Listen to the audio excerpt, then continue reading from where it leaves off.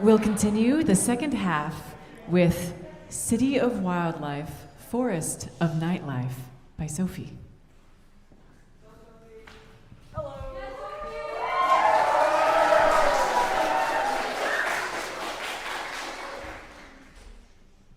Hey, hello. So this piece has some audience participation, so you guys get to make sounds.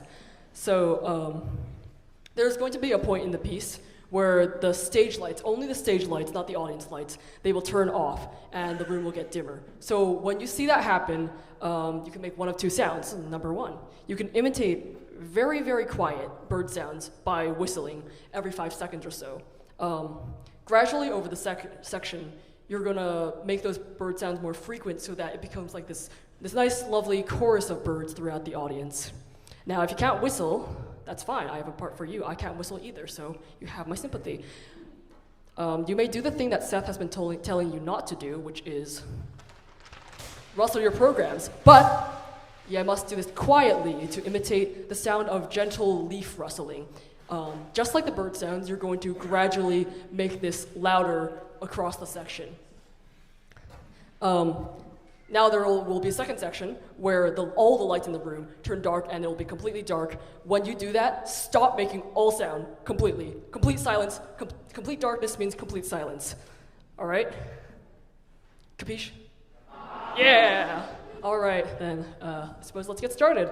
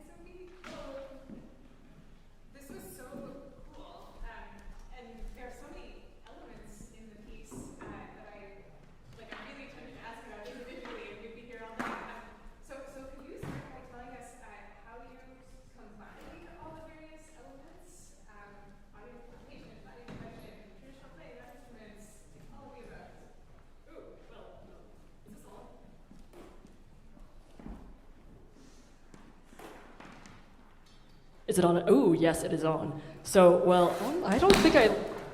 Uh-oh, my flashlight. I don't think I thought specifically about combining all these elements, but I did have this unifying idea throughout the piece, which was that I wanted a very dramatic transition from the day section to the night section, because it's a bit of a subversion of the typical like video game music trope where you have a location that has a very like that might have like a kind of groovy day section, and then the night version of the theme when you know the turns from day to night in the game is a slower and more peaceful version of it. So I wanted to like, you know, subvert that and make it a very dramatic transition from a peaceful day section to a very like grooving, jammy night section. So that was a unifying idea, I guess. Cool, yeah, no, that totally makes sense. And having the light and the cueing, I thought was really effective. The flashlight as a cue was both sort of a visual focal point and also like really clear communication with the audience. Cool, nice, thanks. Yeah, so that worked really well. What was it like for you being up there giving those cues and sort of experiencing this piece in some ways for the first time? Because there's no way to rehearse a room full of people doing the sounds, right? It was absolutely terrifying, and I loved it.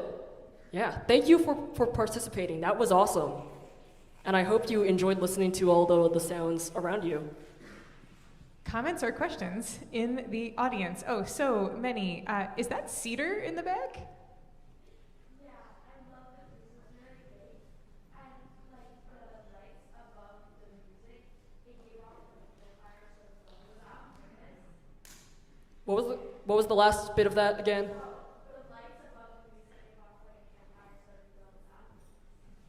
Did you intend the campfire vibes? It was not on purpose, although I do think that there should be some campfire scenes in the hypothetical game that this piece is from. Yeah. Yeah, absolutely. Well, thank you so much for this like wonderful community experience. Yeah, thanks, Sophie. Thank you. And